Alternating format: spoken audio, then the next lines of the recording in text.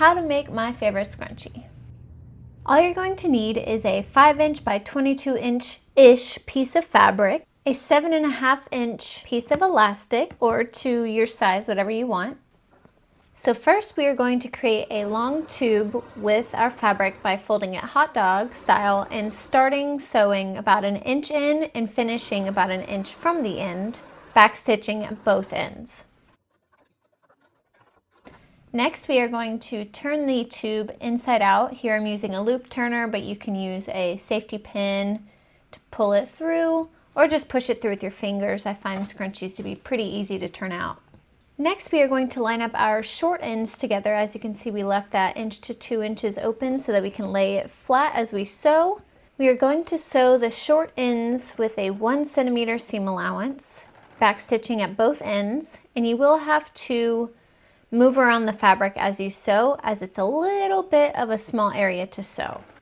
Next, using a safety pin through the end of our elastic, we are going to feed the elastic through our circular tube. You should have an opening that you can feed it through.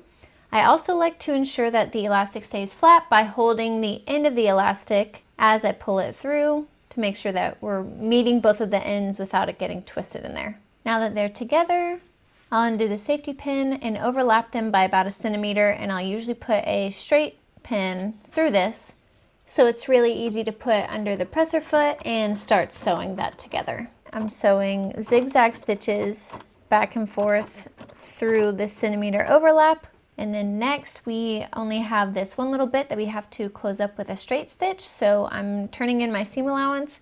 Once it all looks even, I pin it down.